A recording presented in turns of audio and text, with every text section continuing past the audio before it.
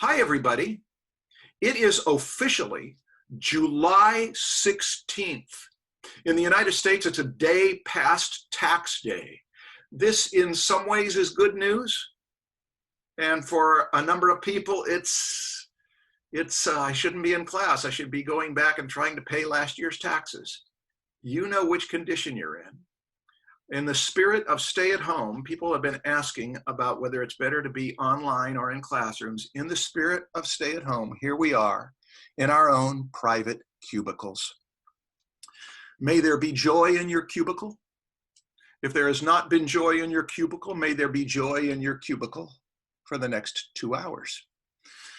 Our lessons have been cubicular and happening in your cubicle. Now, you're not seeing my screen yet.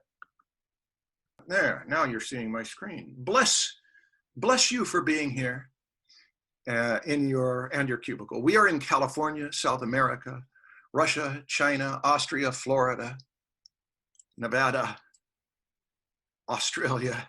Oh, we're everywhere. And we're going to show the map on Saturday to let you know you're not alone. All right. Let us orient.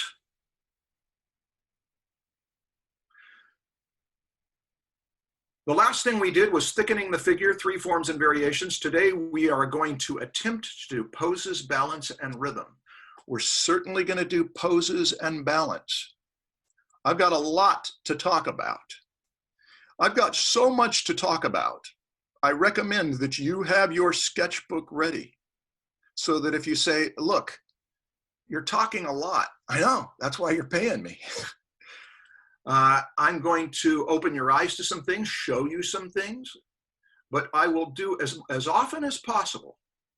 I will have one of these marvelous drawings in front of you to keep you busy. The way you would do guitar riffs if you were a guitar student.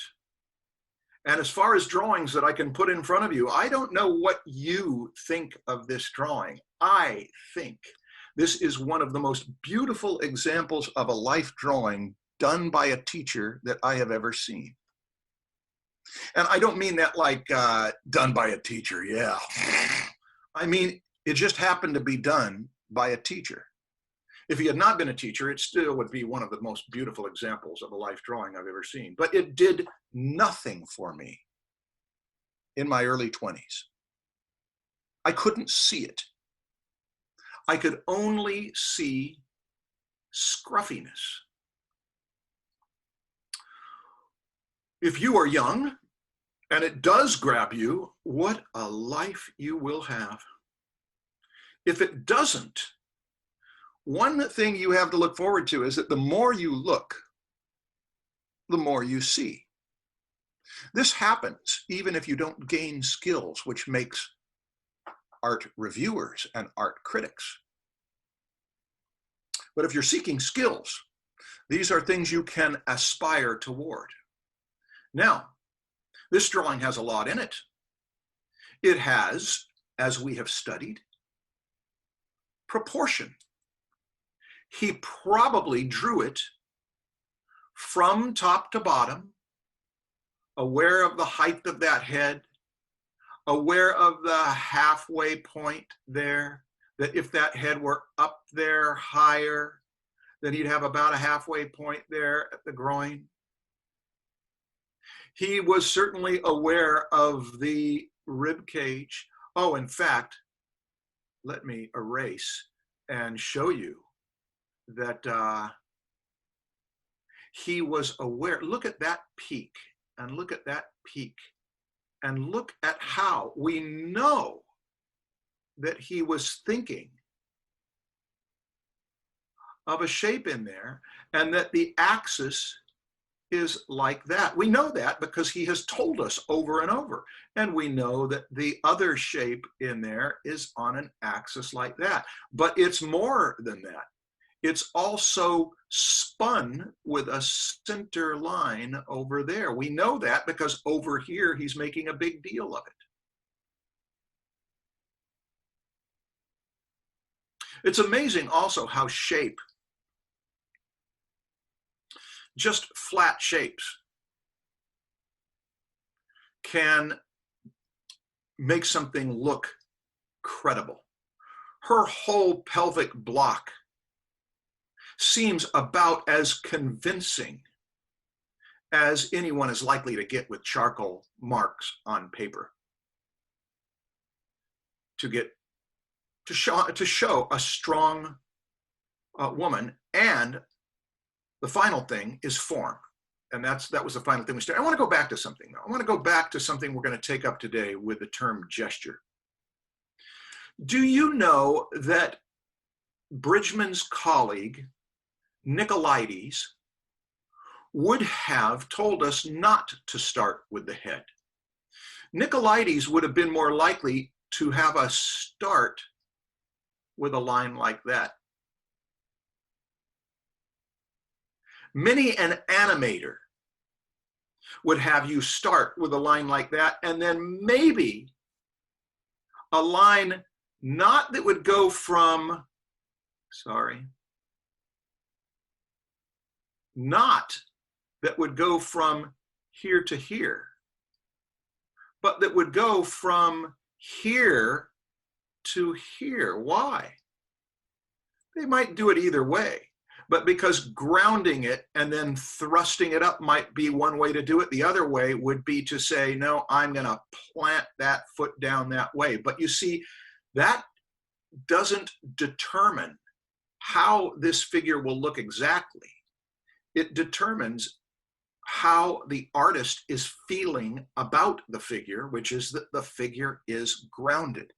People call that an action line. Let's see, Glenn Vilppu, who also starts with the head, would be likely to start with something that would be more like this way, and this way, and this way, and this way, and look for how these offset apostrophes would not get too enclosed and symmetrical so that your eye would get caught in them, as happens in symmetrical poses. That's a big part of what Vilppu teaches in gesture. Now, we studied this stuff last week. And the final thing that we did last week was to study the form. And we'll take a minute here. You can be pretty sure that this pose at the left is anatomically impossible, except for some yoga master. Now watch the screen. If you're drawing, pull away from your drawing right now to watch the screen. Why is this so hard? Because that corner of the rib cage, which we've seen is anatomical, does not connect to that corner. That's just not how it works. That corner connects to this corner. In fact, let me do that again, if it will let me. You see how this might curve that way, and then it might curve that way to make it have a little sense of form. Now watch the other one, this corner over here, that corner is not going to connect to this corner. It's going to come over here. And now we've got this front plane of this abdomen and this front plane of this chest. We've got two separate forms, one of them facing up to our left, one of them facing down. We see the top of it, not the bottom of it, to our right, and we have to think in our training. Maybe not by the time Bridgman was doing this, although he was thinking it while he was explaining it to students, certainly, because he was taking the time to do that diagram. Just a moment. Now we go from this corner to that corner and that corner to that corner. And with two simple forms, blocks are simple forms, we get a twisted. That other one over there on the other side is going to go over to there. We wouldn't even see it. But we might lift it up to there so that we thicken that. We've made a complex form out of two simple forms. Okay, that is what you've spent time understanding in the past few days. And it might have been 10 hours, it might have been 15 hours. With some of you, it might have been 20 hours of your time since I last saw you. So let's take a look and see what you did. The session was to draw 40 analyses of bridgman bodies, reducing the three masses, head, thorax, and pelvis, into 3 transparent blocks. If that was easy, try redrawing them, reducing them to organic transparent forms, spheres or eggs, think them through. And if you want an advanced task, try redrawing at least 3. Now, I only have 4 examples of the 12 people. Those of you who are in our bonus meetings afterward, we will give you all the time we can give you. But I'm going to go ahead and show 3 or 4 examples here now, because I think that observer students, of which there are many, would like to see. Lily Penelope Watson. I assume you're here. Since you're in Southern California, you have no excuse unless you're working. That you did the assignment. Indeed, you did the assignment. Let's take a look over them, folks. And Lily, if you have a question, Vera, actually Lily can type it into the chat, but if you've got any question, we can take it up later. I just want people to see this is nicely done. I'm going to guess you did them with pen and ink, or you did them on paper and then scanned them in, cleaned them up, composited them. The fact that you took the time to do something like that tells us that on the front of this person's body, because it's stretching, we're going to deal with this today. That means this corner of the rib cage and this corner of the rib cage. Michelangelo loved to do this. They will look so bony, so hard, because they are. Those portions are bone. But then this part in here could actually suck in and hang down as flesh. And since we're looking up both at this block and at this block, watch this next line. We're going to talk about cross contours as we go. That tells us we're looking up at that belly. And then over here, where we're going to have a muscle group called the external oblique. It's not the only thing there, but watch this.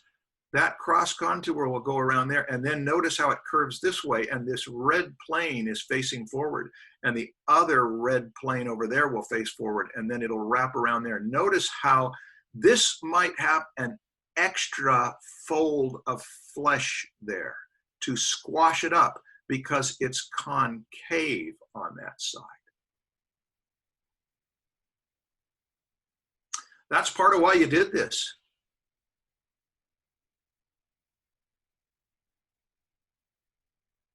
Look over here and you'll see that the neck, if that's the front of the head, we'll find out that there is behind the ear on this side.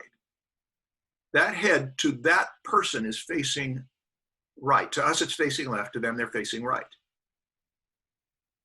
Which means over there on the left side of their ear, there is a cord, a muscle that will go to the pit of the neck and pull tight and swing that head to look over there at that character's right.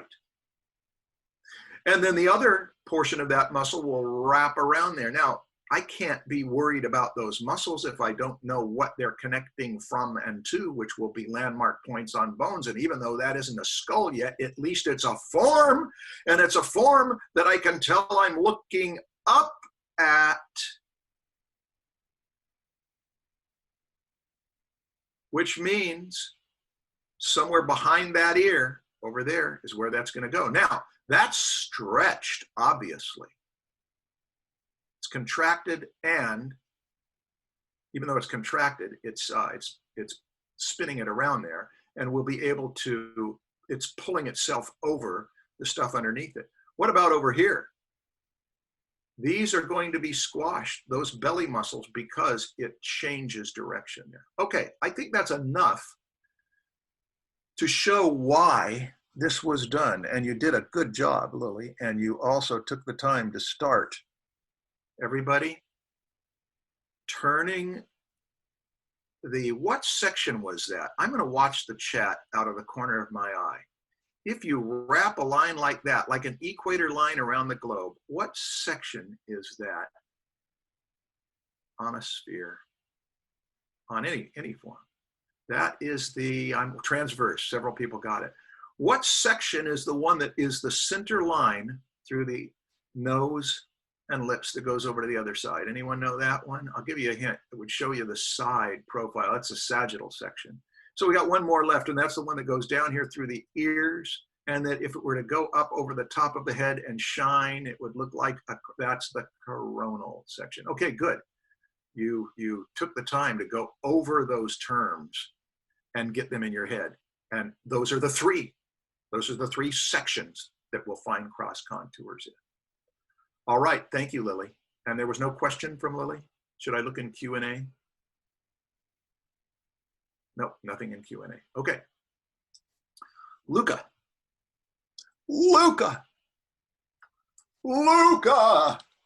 you did the job. You did it exemplary, and I assume you did not use a straight edge on any of these, right?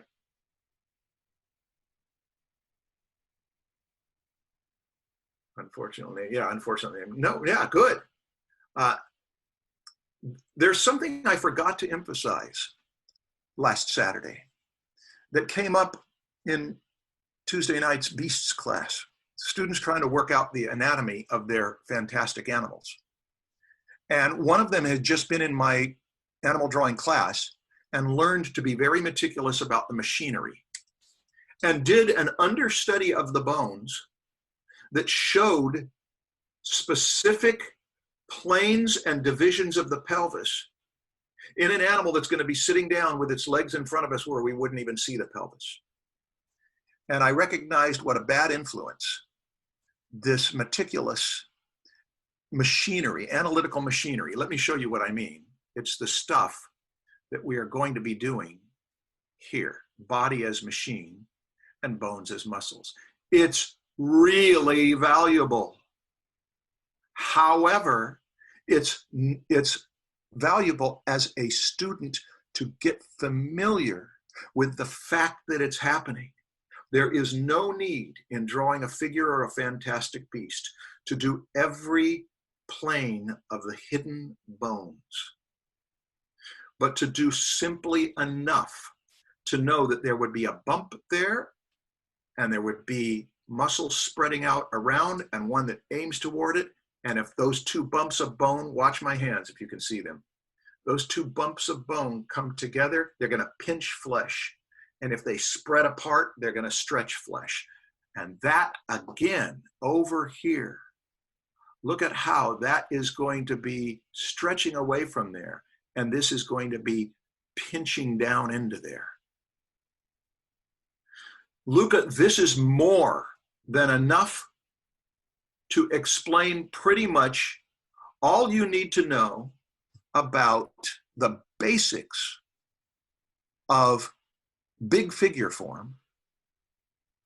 And did you carry through further to turn them into organics? This is the way to start, by the way, because blocks are harder for most people at first. Dieter, you were asking about foreshortening. I'm going to talk about it now. I'm going to take 5 minutes or so on, Dieter, if you want to put the question in there so that I can reread it, that would be helpful. And Luca, good thinking. You said, I didn't turn them into organic forms. I'm really bad about blocks and cubic forms, so I decided to focus on cubes, not necessarily cubes. Cubes are 1 by 1 by 1. Those are cubes. Not a single one of these is a cube. These are blocks. Blocks is just a way to say that it's not a 1 by 1 by 1 cube. Good thinking, Luca. John says, I thought the egg shapes were tougher. John, here's how it works. I'm going to see if I can do this and not confuse anybody, but only enlighten those who care. Now, if you're new to this, this is going to be for you. If you're not, and you've been in my classes so many times and you've seen me foreshorten a cylinder of a limb and talk about its relationship between the cylinder and the block, you've got your Bridgman book there. And you've got these blocks that Luca did up here that might inspire you to work on your own thing. But I am going to talk about some foreshortening here. Your question is, how to get the length of limbs when drawing the figure in perspective when the figure is foreshortened. Let me tell you how one does it. One does it by knowing what the length of the limb is. For example, if we have a thorax and we have an upper arm, and that upper arm goes out about 2 head widths from the body, the head's going to be up here. We can have that arm in many positions. And these positions are fairly easy because they're not foreshortened. So what do we do when something, let's work a little bigger here.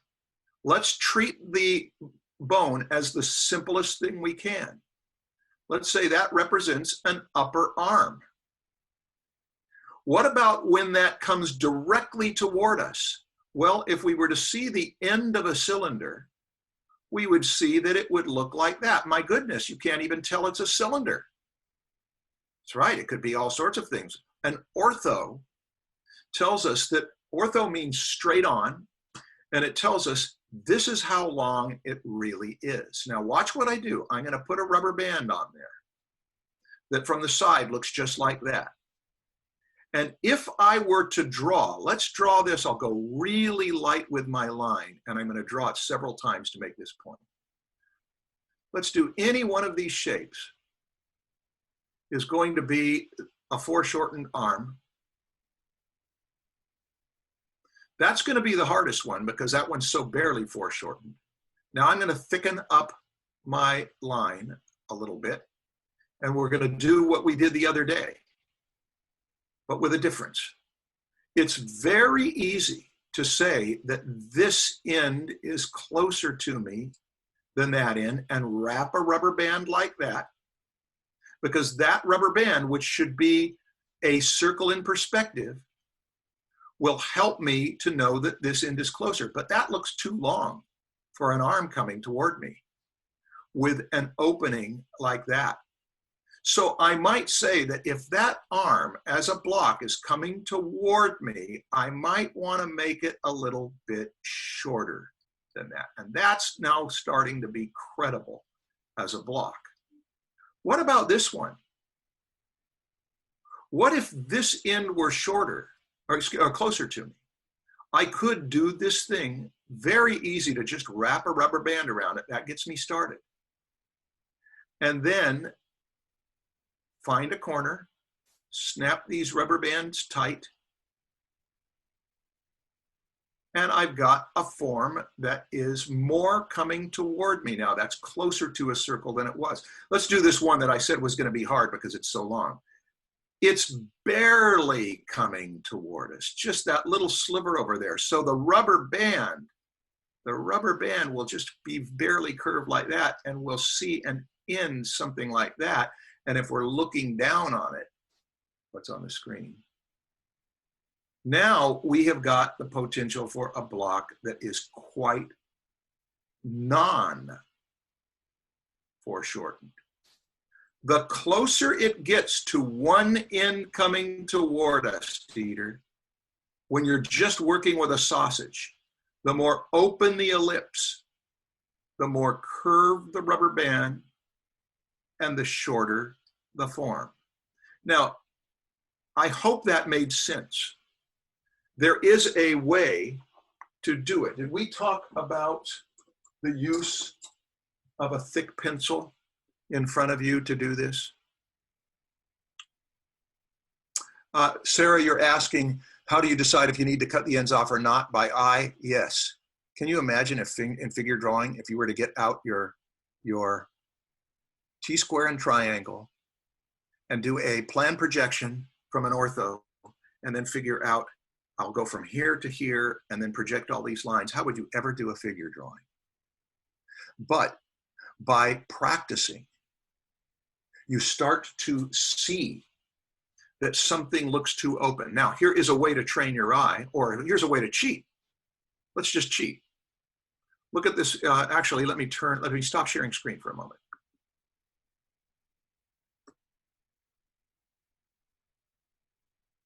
There's a kind of pencil that I like. I like these pilots.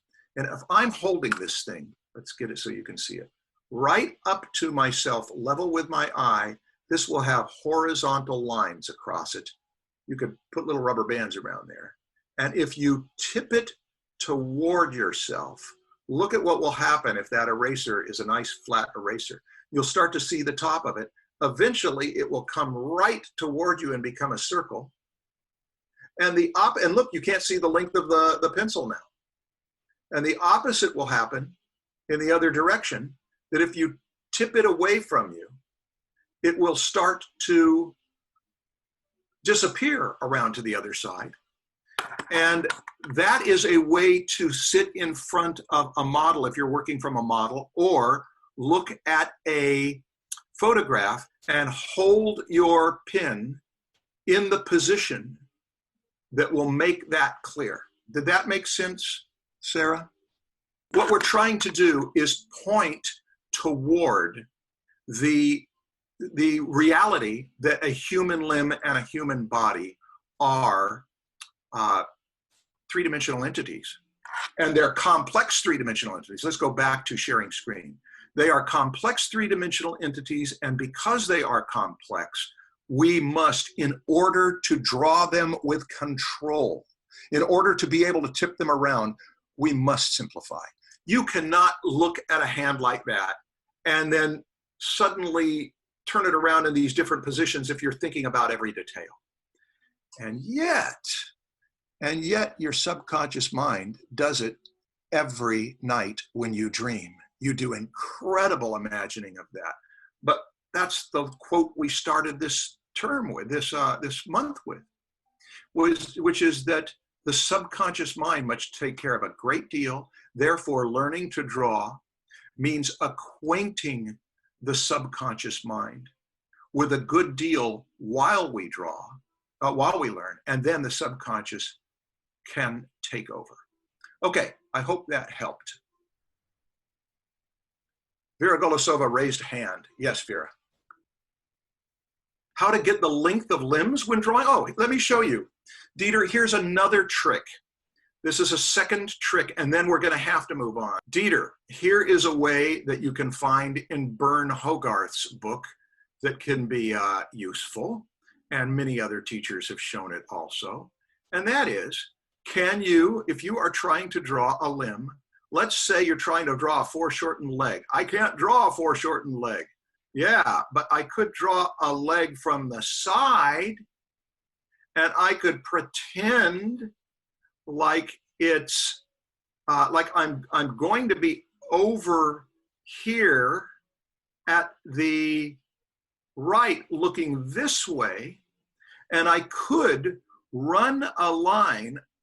Let's run a line horizontally over there, and run a line horizontally over here, and run oh, this is a tough one, because see, this is where we're going to have the information we need. We need to run that line over there and run this line over here. And what have we got? We've got some markers that will allow us to, watch what I do. However that upper leg is going to be, that upper leg, the top of it is going to have to land right there. And the knee is going to be, well, that knee is going to be stretched out into here. And then what about the the nose of the tibia? That's going to be there. Where's the ankle going to be? I should have done this more. Let's do it a little bit more like this. That ankle is going to go back there, and it's going to have to all fit into there. Do you see that? And then that heel of the foot will be up there, and it will come down there like that, and the toe will be like that. So there is a way, in answer to your question, there is a way to do it from the side and know that if you spin it on a lazy Susan, the thing that was this long, watch this, the thing that was this long becomes this long. Did it make sense? Wow, and crystal clear here. That second demo was also very helpful. Okay, these were useful things to stop and deal with. Now let's see if I can get back to my regular drawing tool and still have this thing covered. Luca, do you want to tell me anything? You did right angle studies. Oh, I think I know what you mean.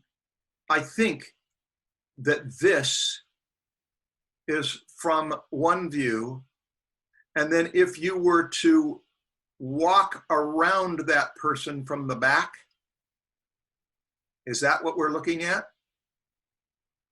Yes, okay. All right, everybody.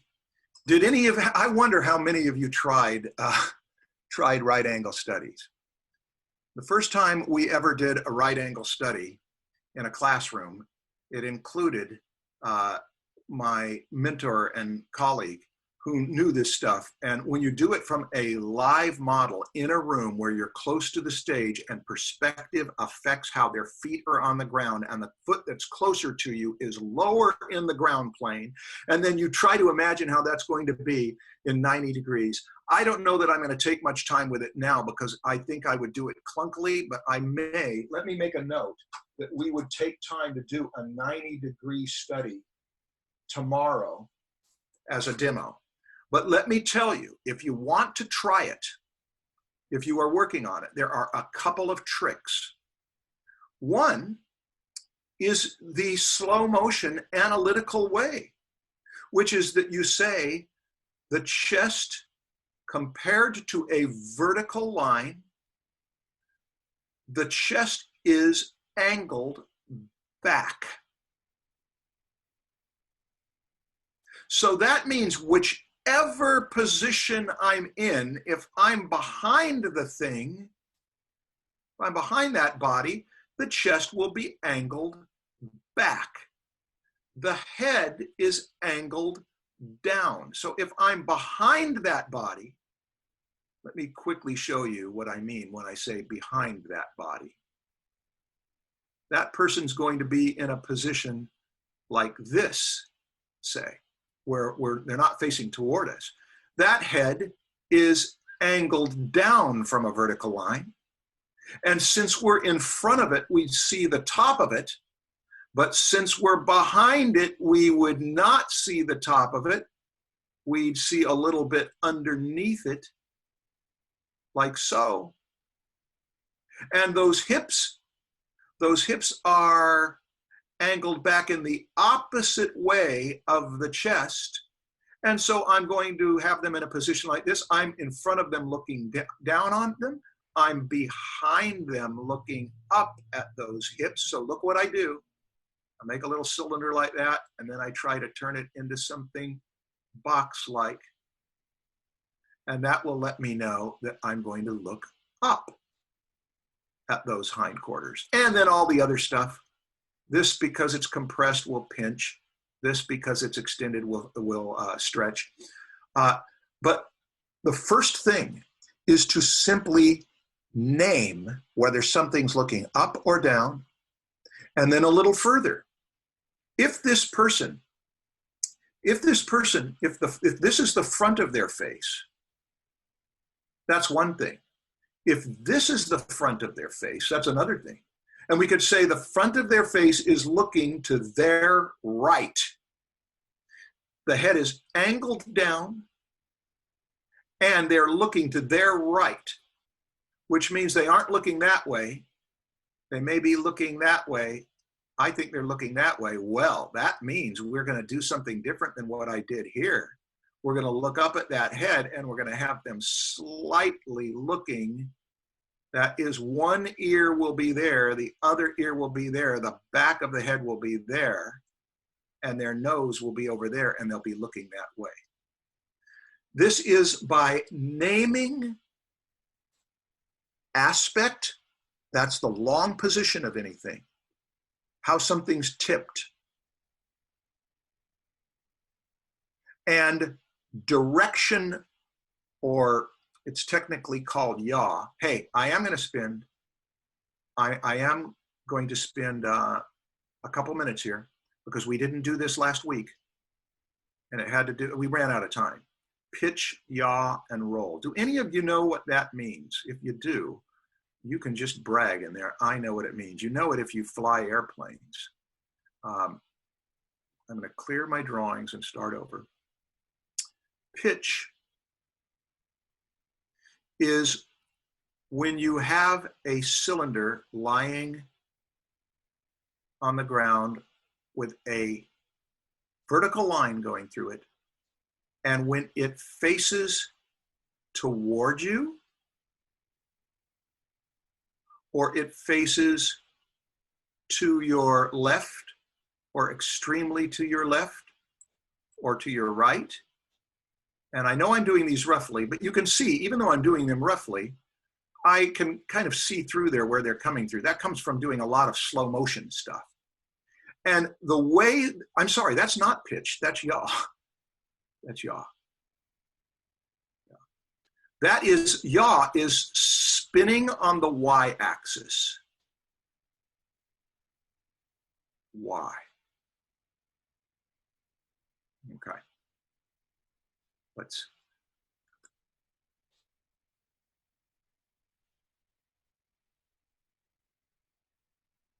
Now let's do pitch.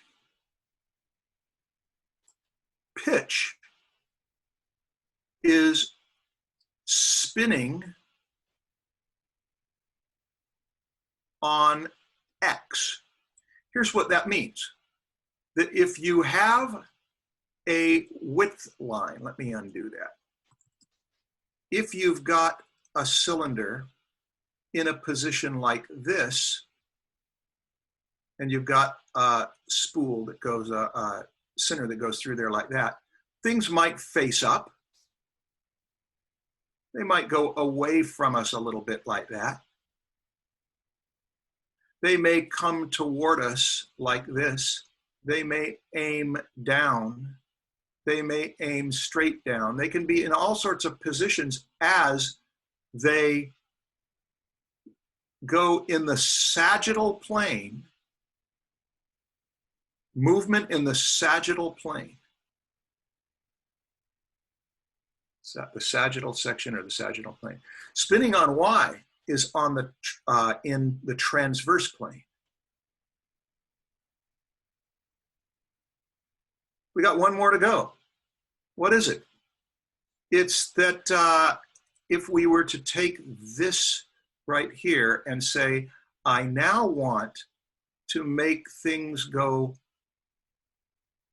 around this way, that would be spinning on the z-axis, and that's called roll. Roll spins on z in the coronal plane. Now again, you can find this in many books.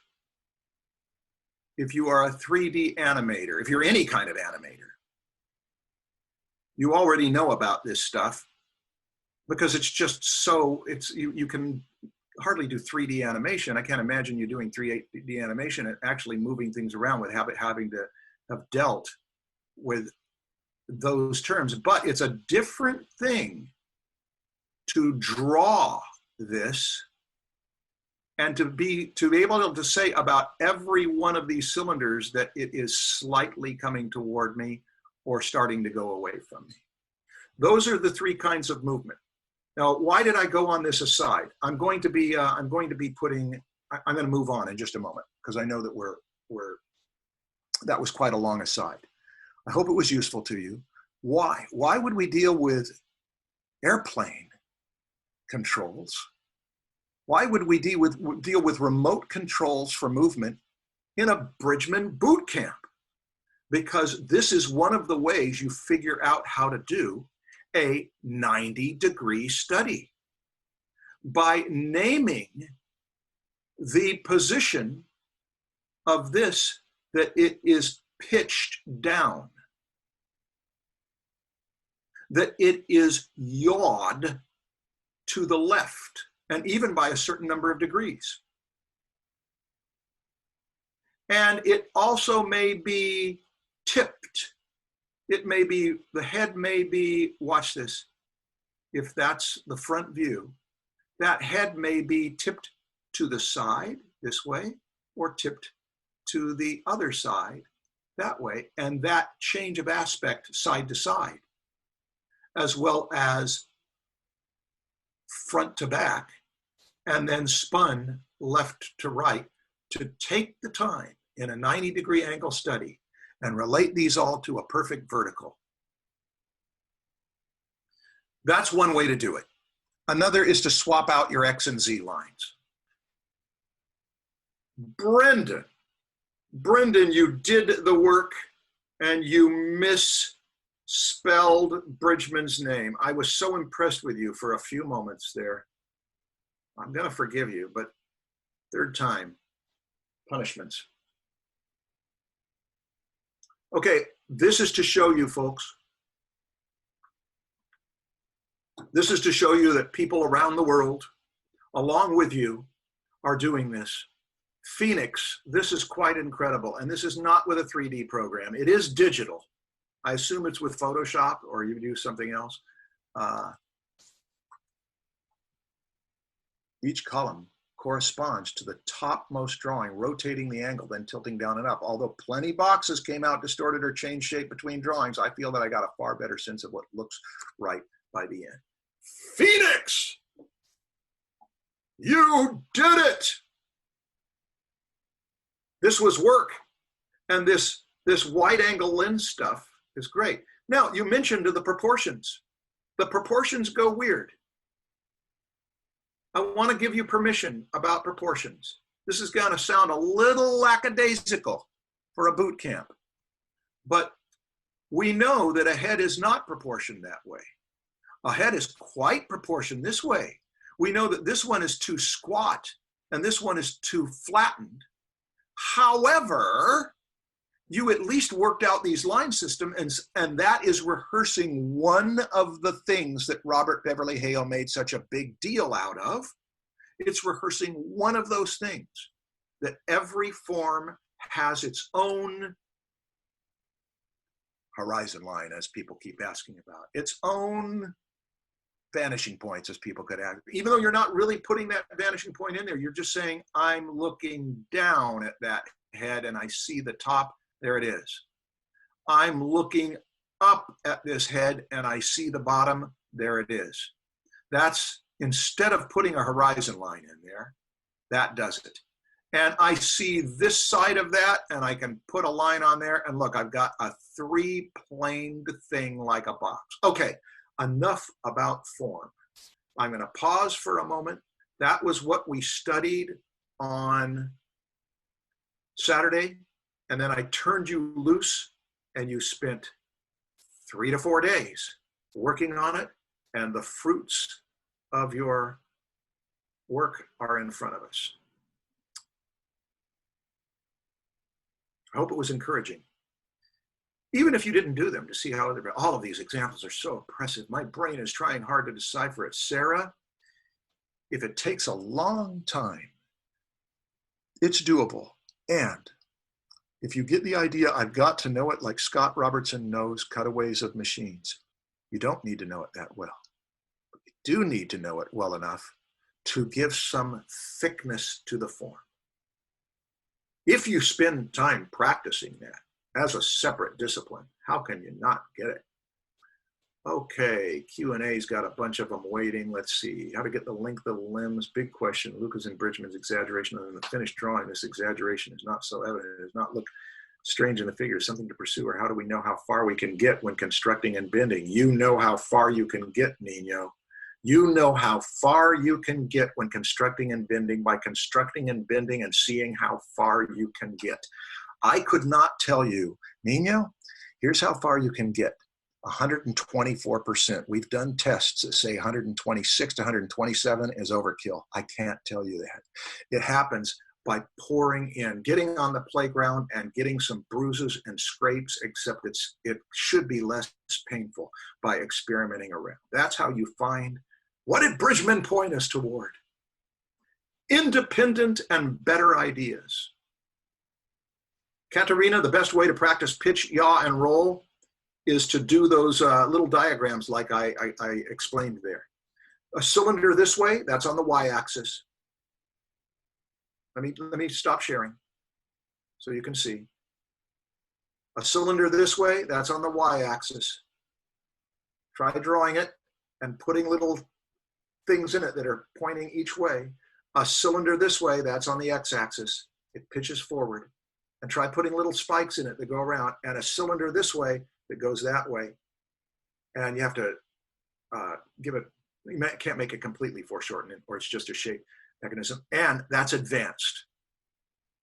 That's advanced. Jonathan Brett Schneider, you are asking a legitimate question.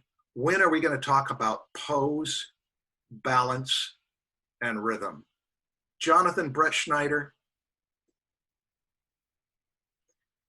here we go. Okay, this was useful to some of you. All right, let's go back to one of my favorite drawings. Right back to this favorite trio of drawings, and let's take this figure, the one in the center, and I have a question for you. This is about balance. It's a yes or no question. It may be a trick question. You're going to help me. Is this figure in the center balanced? No. Say some. Nobody's saying yes. Somebody's saying yes. Let me tell you something. If this center in the figure, if that toe is not touching the ground,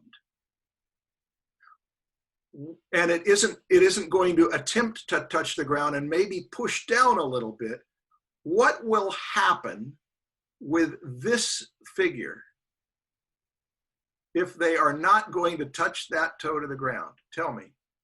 I'm interested to know. It will fall over to our left. Why?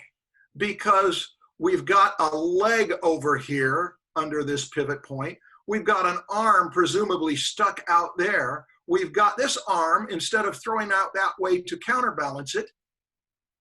And so you could say this figure is not balanced. And so if you get the idea that a figure must be balanced, it's a wrong impression. But if a figure isn't balanced, it's probably in motion, falling, rising, and if it doesn't continue, it would fall back. Rising too fast and then going over the center and falling on in the other direction. And if you never gave any thought to this before today, that's what you're going to give thought to for the better part of the next hour. And for the next 20 hours, you're going to be putting some energy into this.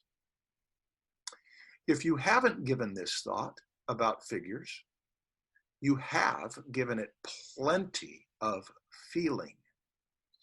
A good deal of your early childhood, with the grown-ups standing around cheering for you, was related to getting a grip on this balance thing. When you watch great classic animation from the 1930s and 40s in particular, you know that those animators were very in touch with where weight was. Now, we're going to move from a great drawing by Bridgman to something that you can do in a matter of a minute. In fact, if you got your sketchbook there, you might want to do this.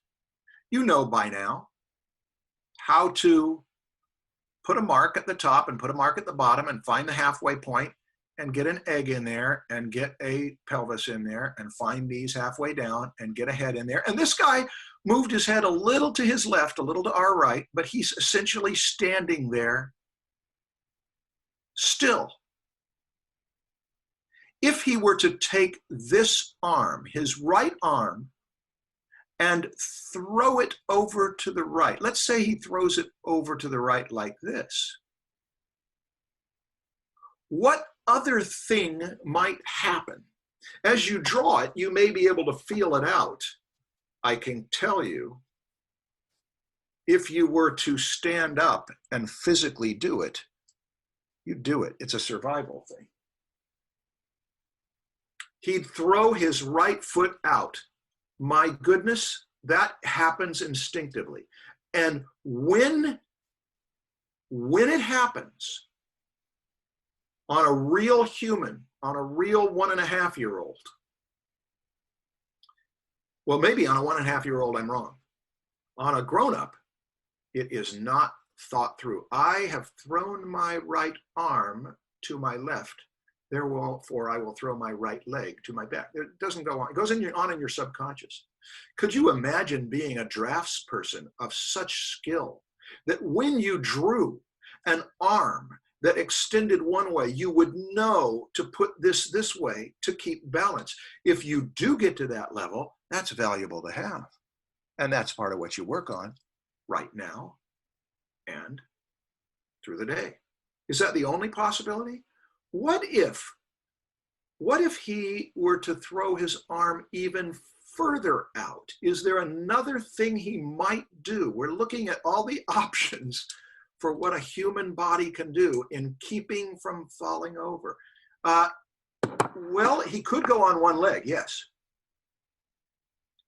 He could figure that my body is going to be on this right leg and I'm going to throw that way out while I throw this arm way over there. And he's going to try to make the weight over there and the weight over here, 2 arms, 1 leg, I think that I'm balanced. That's one possibility, yeah.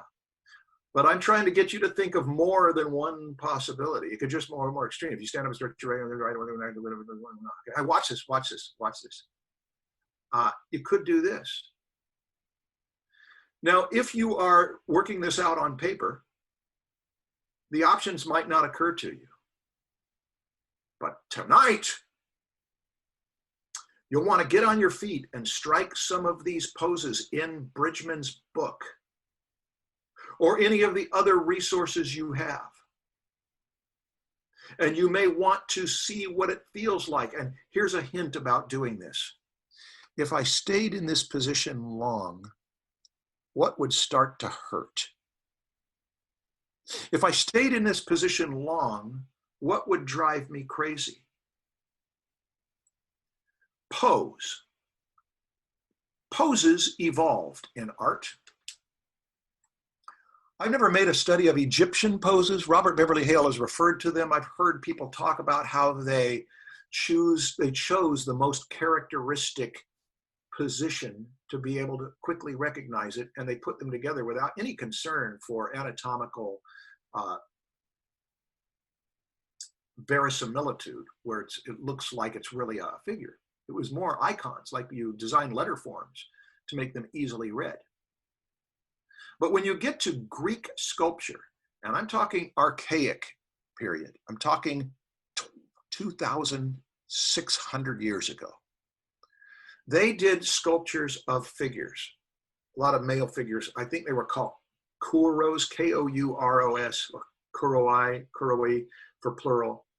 But this was the earliest pose. It was symmetrical, vertical, standing at attention.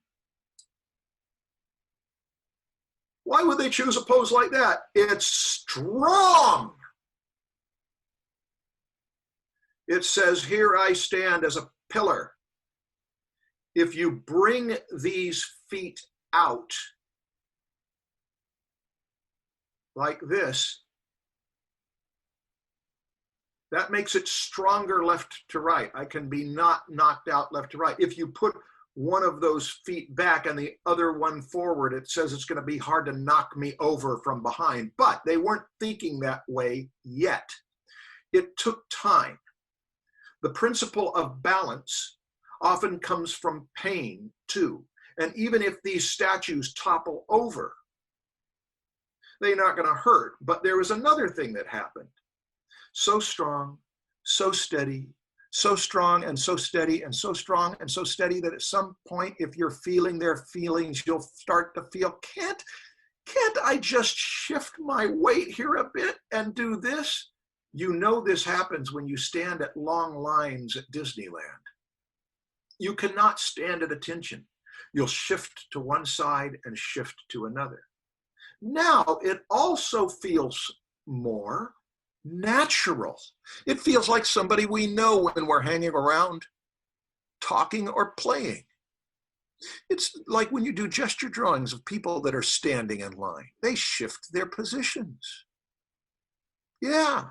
The Greeks, a few hundred years later, started to see, hey, let's make these things look more, we use the term naturalistic, like real people stand.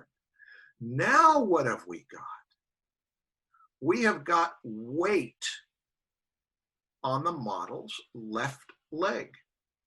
Bridgman's aware of that. How did he get there? He did the things that you're going to do between now and tomorrow, to give it attention, to stand in that pose, to look at this pose and connect with the model. If you seek a character of flesh and blood, as N.C. Wyeth talked about his characters in illustrating characters from stories, not mannequins. You can pose a mannequin, but a character of flesh and blood and nerves that knows what it feels like to fall over will adjust their body. How does it happen? The first step is that the artist has to be aware of it. Now, I'm going to switch from this picture to a list of traits that we experience as humans in bodies of flesh and blood. This is a contrapposto, yes. Counter positions. They go like this. If you got the weight on that leg and the hips drop down, Bridgman knows that. Well, if they drop down and this leg is straight, doesn't this one need to fold a little? Ooh, watch that. It's a little bit foreshortened. Why? Because if it were fully straight, it would be long, and we need a little extra. It's down low already, so we need to fold it a little. Okay. How does that have to be counteracted? Well, it's a good chance, not necessarily, but if the person's balanced, the line of the corners of the rib cage will be at a counter position to that. What about the head? The head very well may do the other thing. All right, I am going to, over on the right of the screen, for those of you who say, Marshall talks too much, I want to draw more. There you go. It's pretty much the same figure too. Can you tell that he might have been doing a demo saying, what if I were over on the other side of the room? Not a 90-degree study in that case. It looks like about 160, 170-degree study where he got around to the other side. No, it's a little different, but it's not meticulous.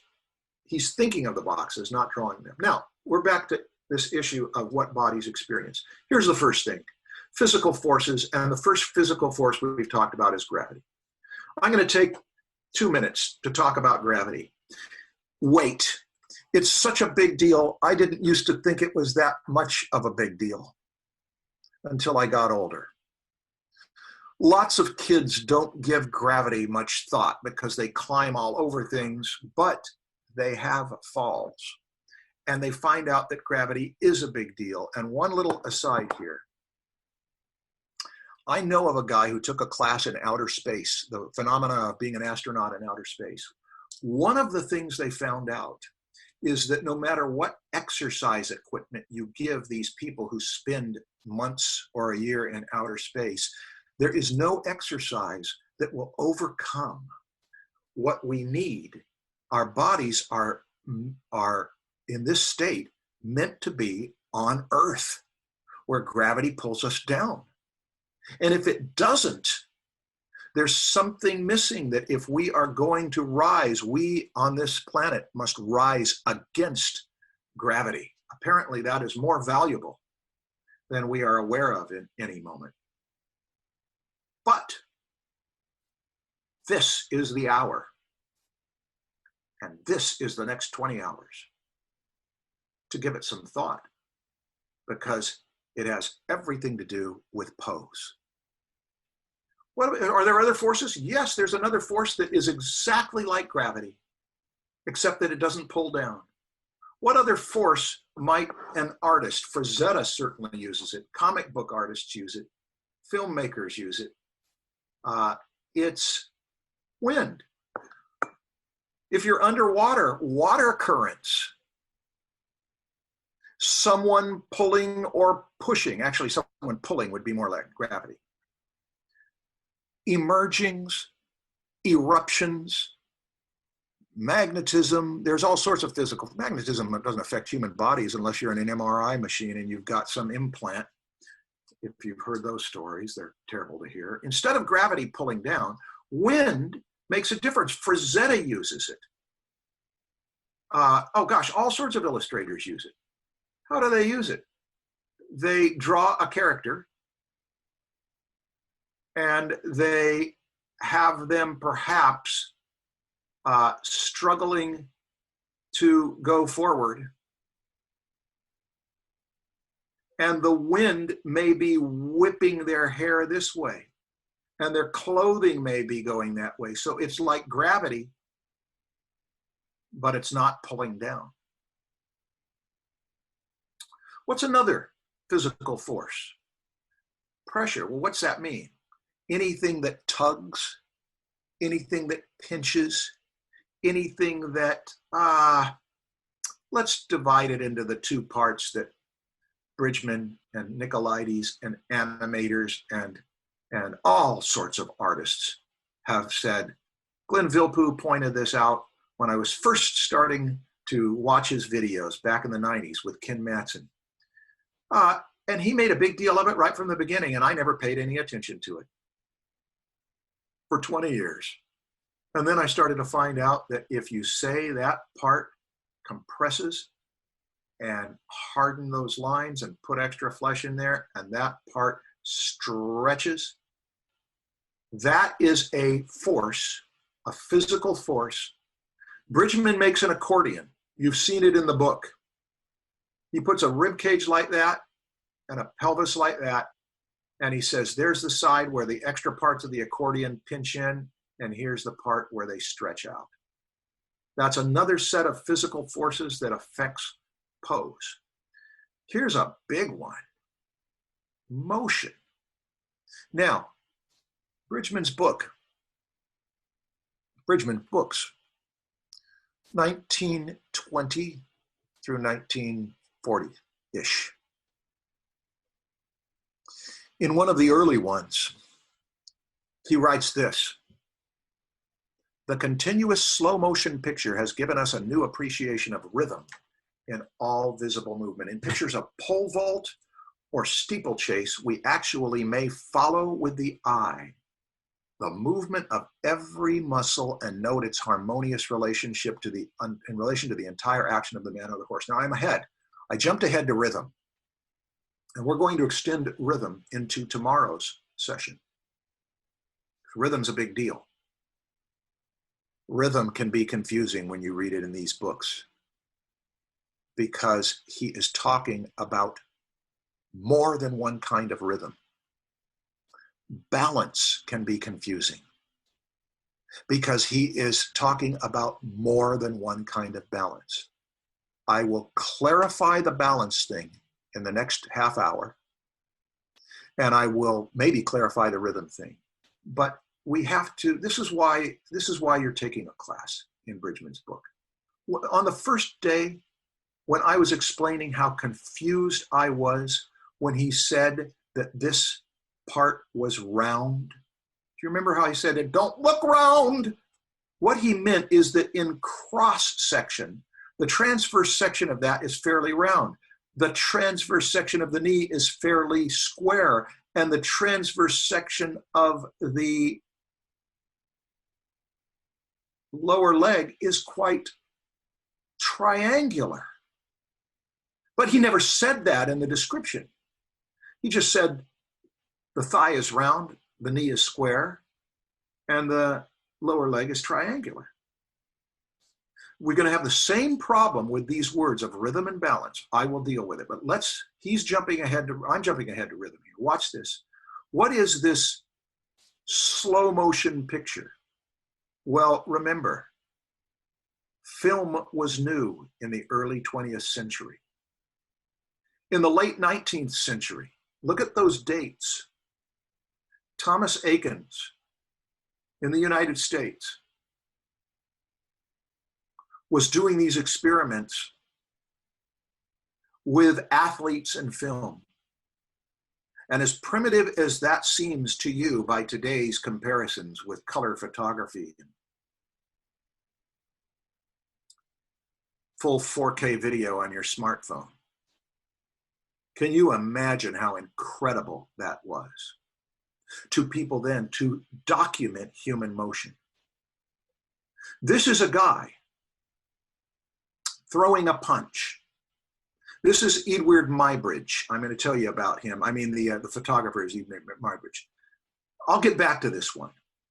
This is one of the great innovations in human perception, to use photography in its early stages to scientifically prove what happens in that movement that we could not have known previous to it. Now, let's get back to Bridgman and balance. He says, the faster a person moves, the more extreme they throw themselves out of balance. That the pendulum, if it's just making a little arc like that, might be kind of tired. But if it's swinging all the way over to there, it's going to have to rebound and motion. We're not just talking about balance now. We're talking about motion. The faster a person moves, the more extreme they throw themselves out of balance. And this pendulum swinging might confuse you. It did me until just the last week or so, where I spent some time with it. This I understand. It's static.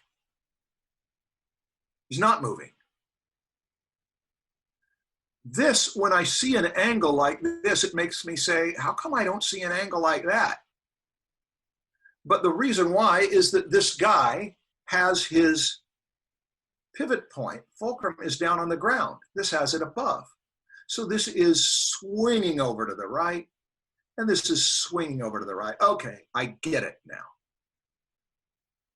But I want you to see that the metaphors for movement are particularly important, not with a clock pendulum, but with just the awareness of fixed points, pivot points, and moving points. Everybody knows that we have a joint in the hip right here. We're going to find that that great trochanter of the femur and the ball and socket joint that's just barely in there will come down and make an upper leg bone, and then there'll be condyles on there. And we know that that can swing. It can't swing very far back, actually. You end up having to move the pelvis to get it far back, but it'll swing way up. And how does it swing? It swings as an arc from that ball and socket joint. Well, the whole leg could do that. And when you study anatomy, you're aware of that. But I think what most people don't pay attention to until they animate is that the more important fulcrum is the one on the ground.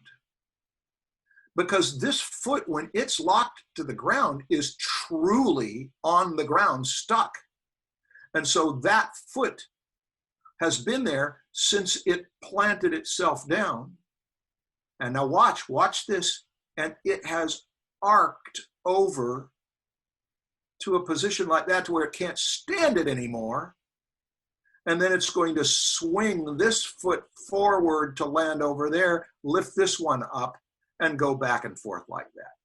Now, let's take a look at Edward Muybridge's photographs of this happening.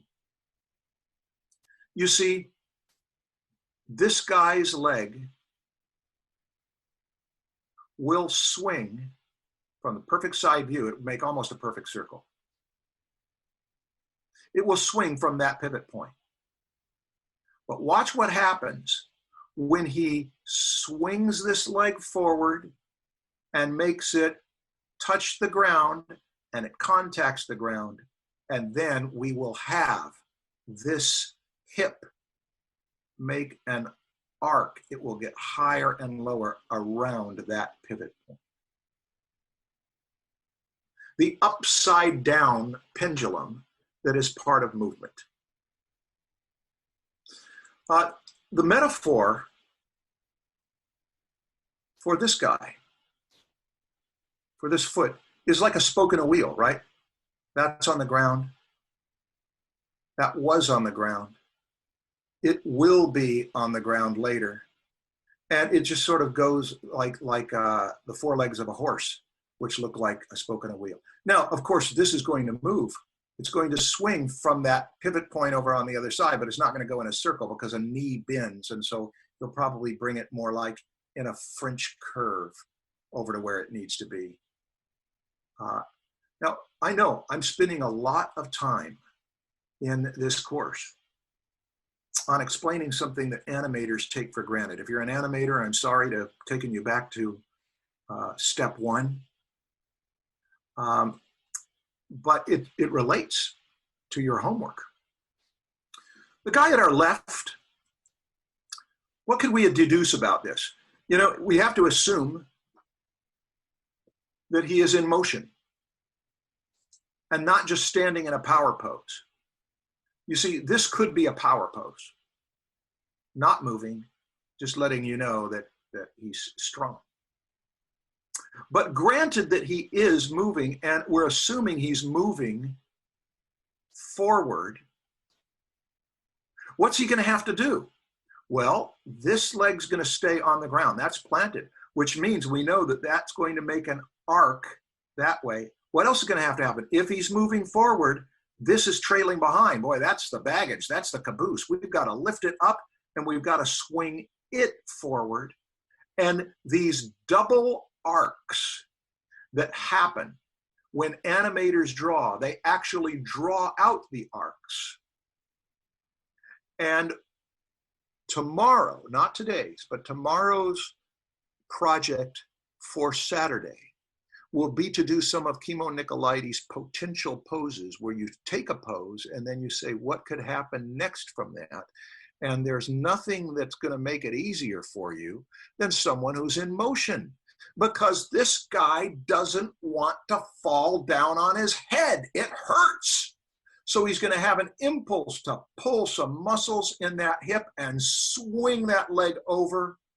Actually, it'll be quite a bit further forward than what I'm doing. And catch himself. And then when this one is trailing back, he'll kick it off the ground and swing it forward. And those series of multiple arcs, even if you're not an animator, what is the quote that I gave you from Bridgman? It was, the continuous slow motion picture has given us a new appreciation of rhythm in all visible movement. movies of the pole vaulter steeplechase, we may actually follow with the eye the movement of every muscle and its harmonious relation to the entire action of the man of the horse. Now, if you want to pursue this further, we spent about 10, 15 minutes on Muybridge and Aikens. If you want to pursue it further, this is the classic source. I never tire of it. I find it magical looking back into the lives of these people back then who were as real of us. They were in California after he came out here from Pennsylvania. They were photographed to prove some points about how human bodies in motion look at given angles. And I love this book, and you may too, but you don't need it. You can learn this from video better, I'm sure. But if you love old photos, these can keep you busy. The history of animation and the discovery of how still images can create the illusion of movement, the Muybridge experience, Winder McKay, the development of Disney Studios and the people who followed them with their stuff. If these books are too expensive, let me tell you another, this is an aside, but this is interesting. When these books came out, they were not printed as books. They didn't have offset lithography back then. You couldn't pay $20 for a book like this because they had to be done in the darkroom. A book was actually done from plates. And in the process of that, it was so much work that I'm told the price of a full collection was about the price of a house. That means rich artists like Degas could have a set. Other artists could still have a few plates. I have one of the horse, one of the human male running, one of the human female running, one of the child, and that was their study. My gosh.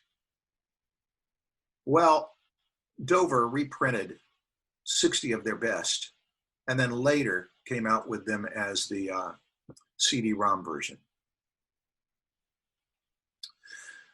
Now, to finish up the Muybridge stuff, a few good animation teachers to learn those basics enough to where you can look at any still photo and tell two things: what happened just before that position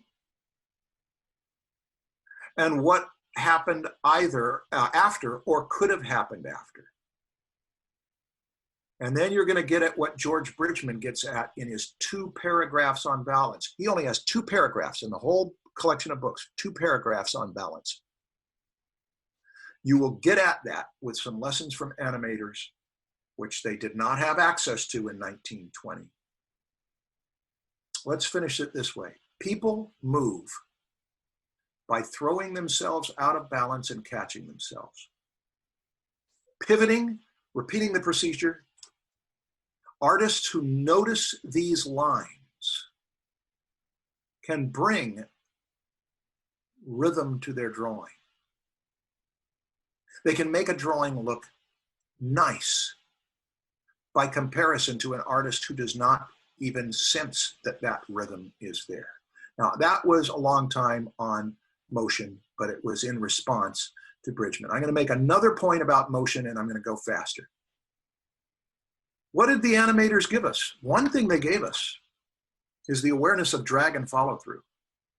When a naked body runs or walks, you don't notice it that much. But when a body has hair and it is moving fast, you will notice something, that if it's moving this direction, the hair might go back like that.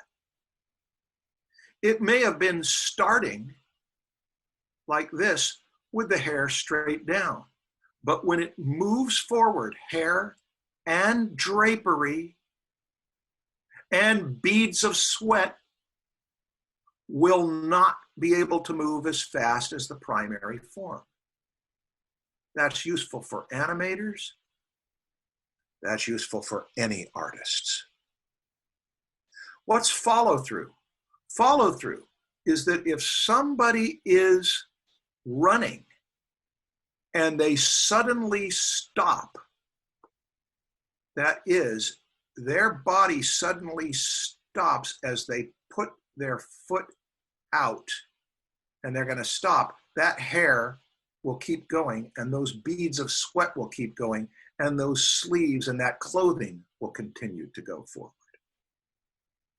Those two phenomena, that when the body moves, the hair, the clothing, or the little kid who's not going willingly will hold back and delay.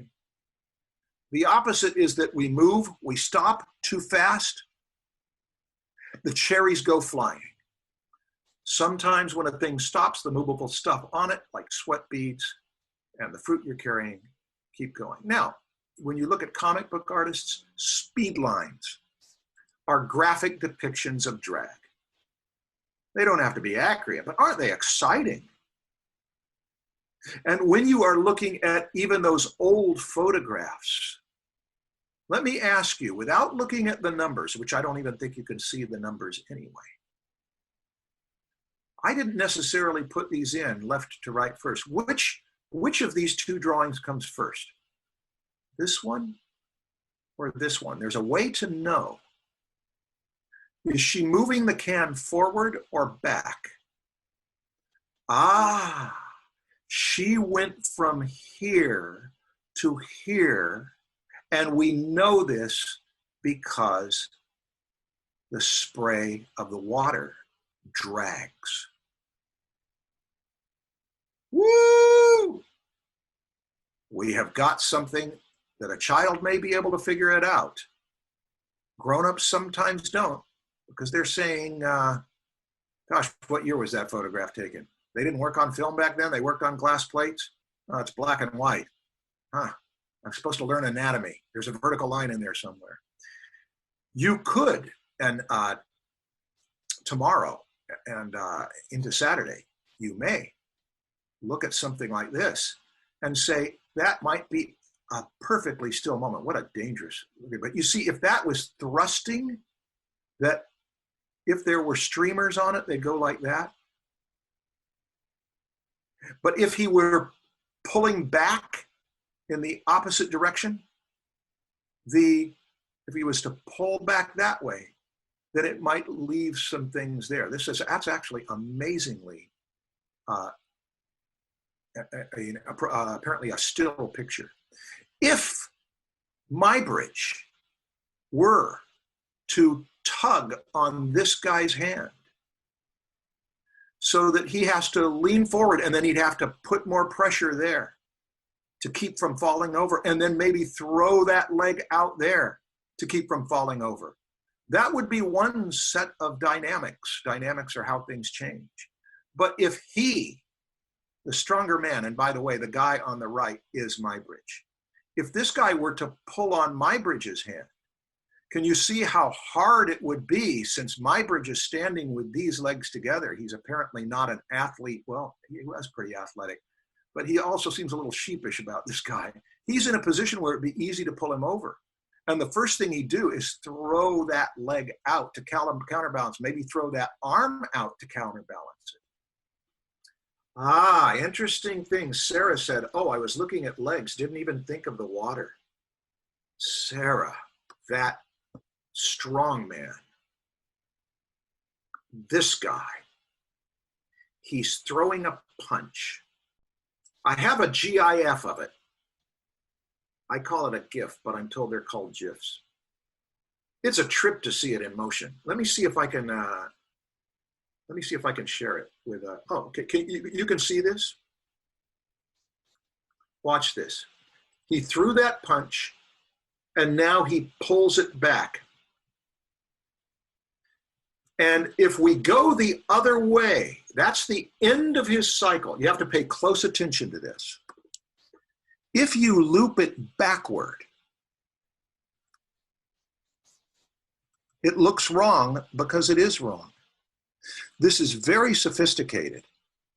But when he throws this punch, there are muscles, the serratus anterior right there, and the pectoralis, that are going to pull the humerus and the scapula behind it forward. Watch this. When we go like that, muscles are doing that. He's also pulling on his tricep to straighten that arm. And he's pulled it as straight as he can pull it. And he's continuing.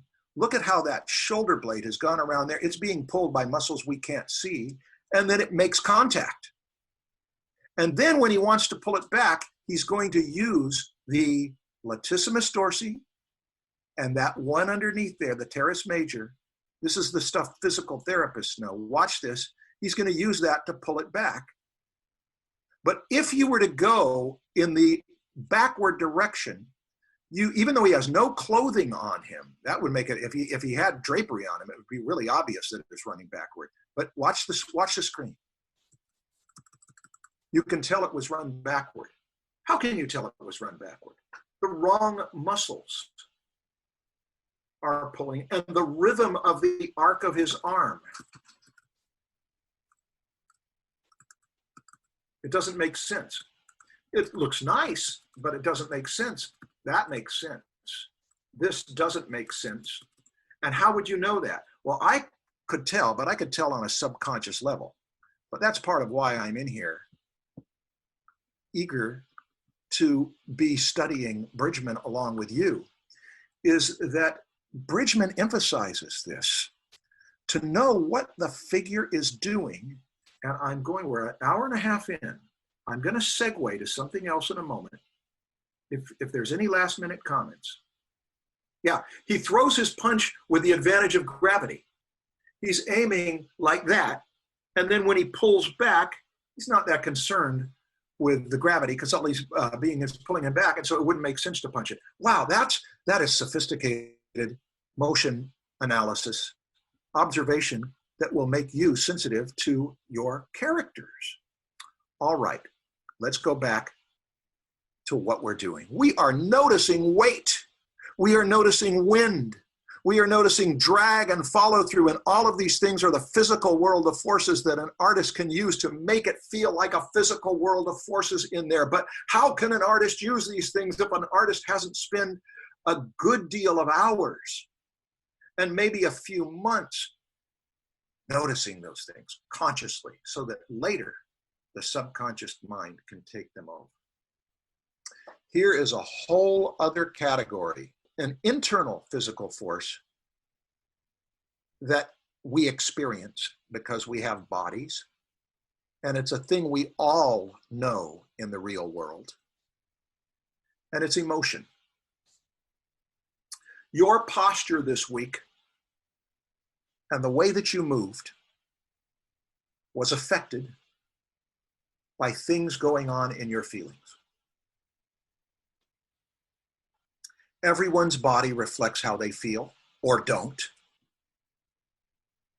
unless we make an effort to hide those feelings. And we usually make an effort not to show those feelings physically because the emotions might be a problem. We're trying hard not to smile. We're trying to look like we're happy when we're not. Tremendous influence on a body, but it's a whole other area. Very important in storytelling, staging and acting and character development. It's core. It's the core thing in staging and acting. Well, there's no time for it here. However, there's a teacher from the same time as Bridgman who the bulk of his teaching is about all of these forces, physical, emotional, external and internal, all of them collectively. What teacher am I referring to? I watched the chat. Nicolaides. This is the book which everyone has an opinion about, including not having an opinion. I have an opinion, but it's not a simple opinion, so it just confuses some people. I don't want to confuse you. I want to clarify. So let me say this. Here's a fact about Nicolaides' book, as far as I know. I'm telling you the best I know. No book that I know puts more energy into getting you, the artist, to pay attention to the model as a swirl of molecules affected by physical forces. including their own weight related to gravity and emotion, and maybe even invisible forces beyond. I'm not saying that this book does it the best. I'm saying it does it the most. If you know another book that does it more or better, tell me. I would team it up with Don Richardson's Acting Without Agony, which is a whole different actors and directors approach. Now, we've got 23 minutes left. We've talked about pose and balance, a little bit about rhythm. I turned them into 3 words. Pose is the position. Balance starts to have to do with motion, physical forces, gravity pulling you down. You can fall one way or another. Rhythm, we haven't developed it. But before we do, I think that instead of using these 3 terms, we could just use one term. Those of you who know Nicolaides, what would be the one term that would count for all 3 of those? For several years, every art teacher whose work or whose students I admired, I asked them how they taught gesture. I got quite a few different answers, but most of them were short studies. Short studies, 30 seconds, a minute, not more than 2 minutes, where you have to get the whole figure drawn during that short study. Now, there was more to it than that. Many people said more than that, but that I'm telling you what they all had in common. Short, don't stop, or at least don't stop for long, and complete the whole figure. Some would add straight and curved lines. Some would appeal to metaphors, like put the lines down as if you're skiing. Let the lines flow through the figure like a school of fish, where they go in one direction and then they suddenly dart and change another and a dart. Put the lines down like a roller coaster. But what they all had in common is that they should not be long studies. And we're going to take this up more tomorrow with metaphors. Metaphors, everybody can understand. Children understand metaphors. The stuff about pitch, yaw, and roll, and the foot in contact with the ground, and the passing position as the other one lifts, and the arcs that they follow, that's all complex left brain. Metaphors go right for our emotions. What does Kimon Nicolaides teach in this book? This week, I went through the book. I could not through the whole book, but as much of the stuff on gesture as I could find, and I put together 3 pages of his comments on gesture. I want to show you one page. And it's exercise number 2 after the contour drawing. In quick studies, Nicolaides is the one who invented this term gesture. He's the one who coined it.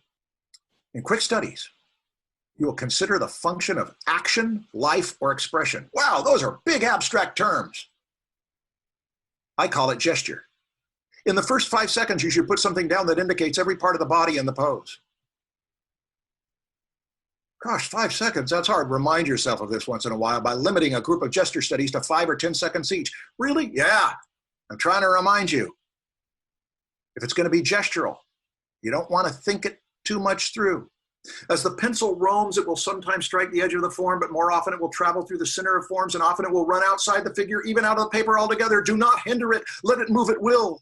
Above all, do not slow down and start to meticulously analyze edges. Now, he says many other things. Gesture is movement in space. Here is the deal that has to do with your homework. To be able to see the gesture, you must be able to feel it in your own body. You should feel that you are doing whatever the model is doing. If you do not feel as the model feels, your drawing is only a map or a plan. He says again, in a gesture drawing, you feel the movement of the whole form in your whole body. The focus should be on the entire figure, and you should keep the whole thing going at once. Try to feel the entire thing as a unit of energy, a unit of movement. He said that students ask him, how should we be thinking of the figure? He said, my response is that you should not be thinking of the figure. Rely on sensation rather than thought. Sarah, when you draw and you do these minute studies, simply respond with your muscles to what the model is doing and let your pencil record that response automatically without thinking. Loosen up, relax. Here's a big secret of creativity. Malcolm Gladwell wrote an entire book called Blink, which is a worthwhile book. Most of the time, your instinct will guide you, sometimes guide you the better, if you can learn to let it act swiftly in a blink and directly without paralysis by analysis. What does he end this with? The study of gesture is not simply a matter of looking at the movement that the model makes and analyzing it and saying pitch, yaw, and roll and doing the stuff that gave Sarah a headache. You must also seek to understand the impulse that exists within the model and causes the pose which you see, to not break my head, to step back a safe distance from that naked man, to let him know that I'm stronger than him, to water that area as opposed to this area, and to do it quickly because I'm running out of water, to get into the feelings of the character, to know that this guy is pouring himself into punching, and once he's done the punch, to pull it back and to have his legs spread from forward to backwards so that when he throws himself out of balance, he doesn't fall over. Look at the way that leg grips. That's a leg where the muscles are tensed. This is a leg where the muscles are relaxed. That is where I'm headed with you. I've got 15 minutes left, and I've got 15 minutes worth of at least 10 minutes worth of talking to do. Corey Finger, this reminds me of how animators act out their animations in person. Indeed. That's your job tonight. Frazetta would do this often too. Stand in the pose, do the motion, act it out to feel the tensions and flexing of things. The first student of mine who did this so consciously was Justin Sweet. When he would do a warrior, he would get into that warrior's position and get up into that position multiple times to see what it was like until he knew that position. And you see other people, Frazetta would do it too, but you see other people who will do superpower characters that look like mannequins. They look like they've been placed in that position and they don't feel strong because there's no empathy. Even if you copy a photograph and copy it exactly, you may be stuck with a photograph that wasn't the best position to show the feeling you're trying to get expressively. That's why we're spending one whole session of an hour and a half of these 2 hours aiming toward pose and how it relates to balance.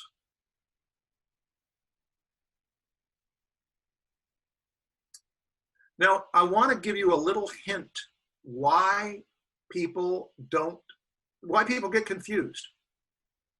Draw not what the thing looks like, but what it is doing. Yeah, you made that point over and over, Kimon. And he's talked about gesture as action, gesture is movement. By gesture, we do not mean simply movement or motion or action. A thing does not have to be in motion to have gesture. You seek for it when the model is relaxed just as much in a very active pose. Gesture cannot be understood by reading my book. To discover it, there is required only practice and awareness on your part. You learn about it more from drawing and from anything I can say. It is, look at the last pitch. I'm going to move away from everything Nicolaides says about gesture in just a minute. It is far more important that your studies contain this comprehension of movement of gesture than that they contain any other single thing. Really? Are you that dogmatic about it? Yeah. That's how dogmatic Nicolaides is. Might throw some people off. Don't paint the sleeve, paint the action of the fist. It doesn't apply to everybody. Leyendecker does not paint the action of the fist. Leyendecker, as Terry Johnson pointed out, paints the sleeve and makes the sleeve look marvelous. But I have exposed you to this. No matter what path you pursue, Nicolaides says you keep going back to gesture, and he trained alongside Bridgman in the same building in New York in the 1920s, some really remarkable artists. Now, let's sum this up. One thing about balance is that it has to do with the figure itself. These figures are balanced. The feeling of level, of steady, or if they were not level, of tipsy, that let us stand still or break into motion. Now watch the screen, watch the screen. If we want to break into motion from those positions, you have this in your book. Yeah. Woo! One kind of balance is physical balance.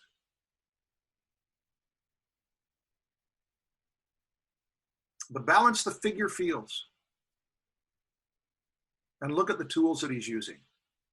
Look at the straightness of that line and the awareness of that pelvic block and how exaggerated that is. And look at how exaggerated that is. Here's what Nicolaides writes about it. When you look at a diagram of a completely static or theoretical figure, like this one, you can see that the body is bilaterally symmetrical. Bilaterally symmetrical means it's the same on both sides, having identical lines on both sides. However, as soon as the actual figure moves, and we are always thinking of the moving figure, says Nicolaides. Well, maybe not always. This ceases to be apparent because movement is at work in the form. I want figures that look alive and dynamic. Throw them out of balance. That's physical. Now, I said that balance has two meanings. One is the balance of the figure in there that you're going to empathize with. Here's the second meaning of balance. Too much stillness. Too much movement. Too much straightness. Too much crooked or twisted or bent or curved. Too much anything. We can get too much of almost anything, and that's where the issue of balance has to do with the elements of picture making. One of the great skills of master artists is that they balance forms that are lined up and forms that are out of control. Thick forms and flat forms. Realism and stylization. Big and small. Left and right areas of the picture plane. Some composition books never even go any further than that. Soft edges and found edges. Oh, look how beautiful he does that. When he lets that just ever so subtly whisper, look at that gastrocnemius that ever so subtly goes behind there. He's got dark lines and light lines and straight lines and curved lines. And watch this, curves that way and straights that curve the other way.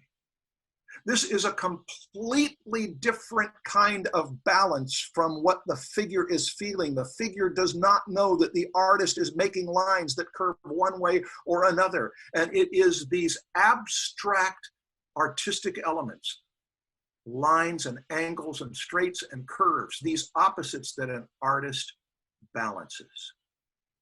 Now, you know what we've just done.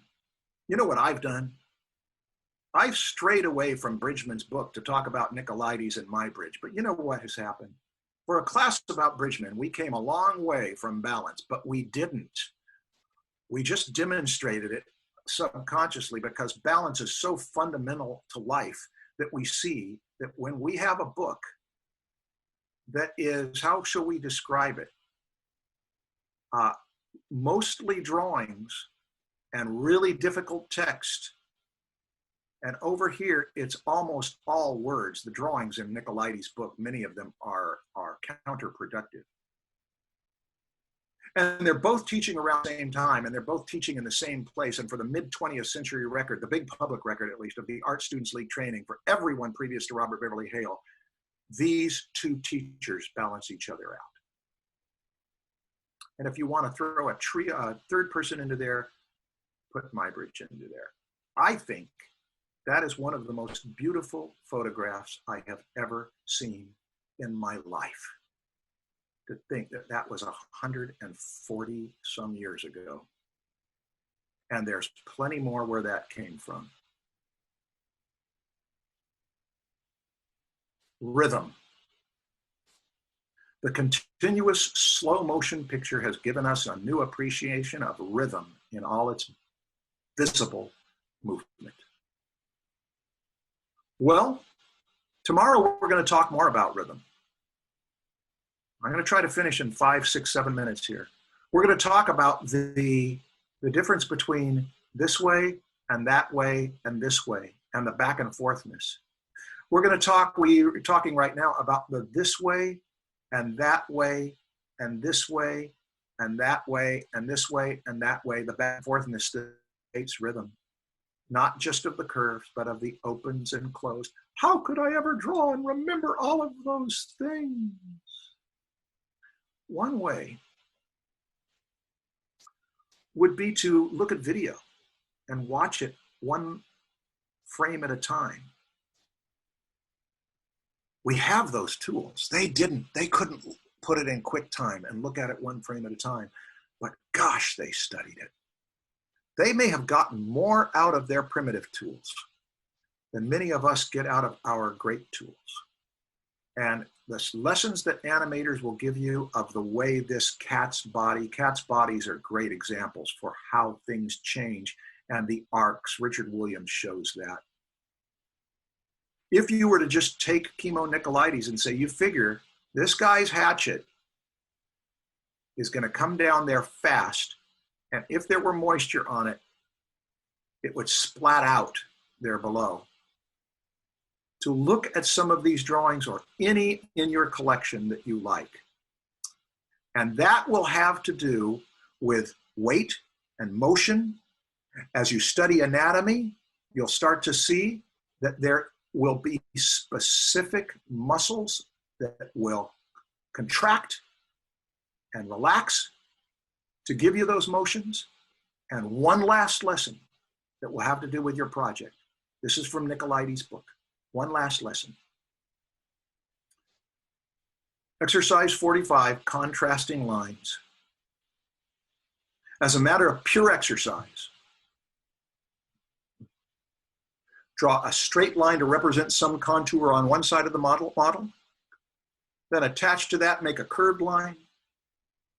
Continue up or down that side of the figure or object, alternating straight and lines and attaching each line to the one before it and the one after it. Proceed in the same way all around the figure, but wherever there is a straight line on one side, try to put a curve opposite on the other side. Use 5-minute poses, always draw around the entire figure, and then look at this statement.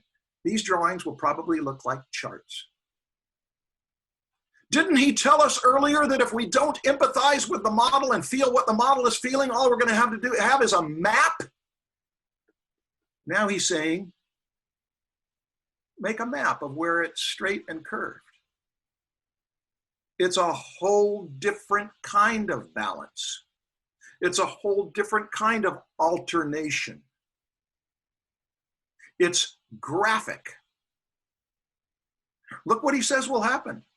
As a natural result of practicing this exercise, you will begin to search the model in order to discover which contours may be best expressed by straight lines and which by curved lines. From now on, this is when you've already drawn for 3 hours.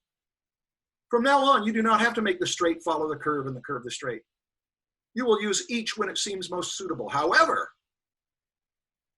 the principle of alternation, the principle of balance, the principle of rhythm works pretty accurately, and you should end up with approximately an equal number of straight and curved lines. Wow, okay.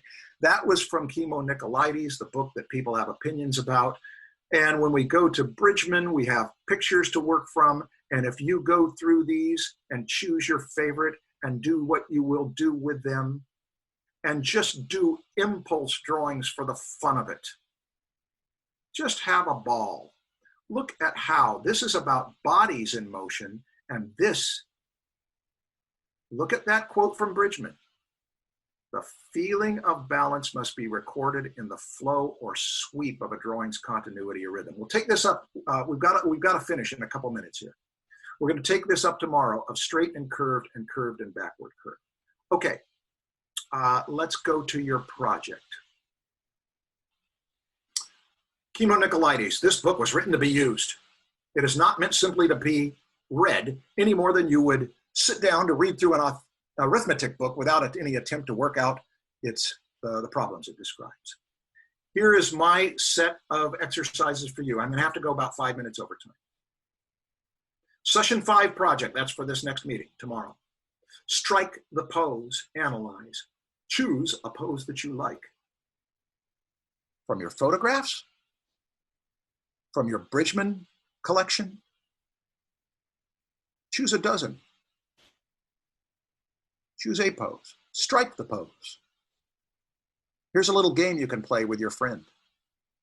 See if you can describe your pose to someone not there. Have them try to strike the same pose. Have someone take pictures. See how badly you described it with words. Repent. Try again with a drawing. See how easily you can draw it? That is an argument for drawing. One drawing is worth 1,000 words. No, 10,000. Do this several times. On the poses you drew, notice or analyze placement of weight, directions of motion, a balance of straight and curved lines, and then redraw the pose as an abstract design of straight lines and curves. Now I'll take out the smart aleckiness. There it is. You can screen grab that, but Vera's going to post it on the in the forum. You will have access to that. That's what to work on. Two opposite disciplines. If you were in this position, what would it feel like? Okay, I know it. It's not research from afar. I've been in the skin of this. Then once you get some drawings, let's look at it and see how, as a graphic design, it balances straight lines and curves. There'll be more than that, but one thing at a time. Now, Kimmo Nicolaides' book is a boot camp. Half hour, quarter hour, half hour, 1 hour. This schedule represents 15 hours of actual drawing, which I have divided for convenience into 5 3-hour lessons. Okay, here's our class. Hey, how's that boot camp going with Sergeant Vandruff? Oh, it's great. Come over and join us. Flower arranging and tea. But if you want to put 3 to 6 hours into this between now and tomorrow, you will be heightening your sensitivity.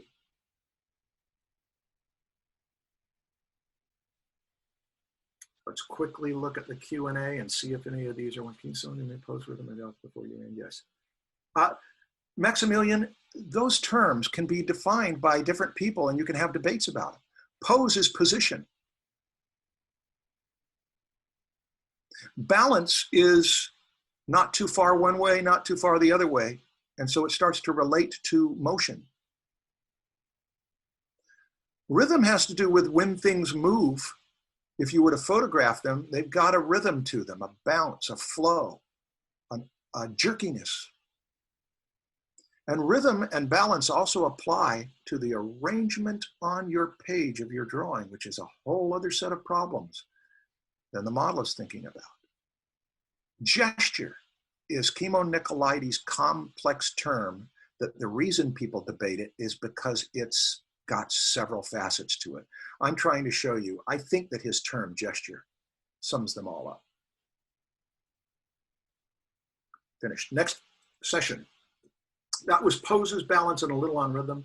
Varied skills we might get in there on Saturday. Tomorrow we're going to talk more about twisting torsos, 3D rhythms. Those of you who do the homework, if you want to post, those of you in the crit class will post it. Now, one other bit, Vera has included this slide. Session 1 to 3 replays available only until Sunday. To watch them, you need portal access. I think everybody in here by now knows that. Screen grab this page and follow the instructions to set up portal access after the webinar. Okay, folks, we're 4 minutes overtime. Thanks for sticking around a few more minutes. I hope you learned. If you didn't, if this was too much theory, now is your time to get out of the classroom and out onto the playground. Moving from the boot camp to the recess metaphor. But you know, when you watch kids at recess, there are some of them, they are going to make the obstacle course difficult for themselves so they'll have more fun. If you're that kind of student, I hope the best for you in these coming hours, and I'll see you tomorrow at the same time.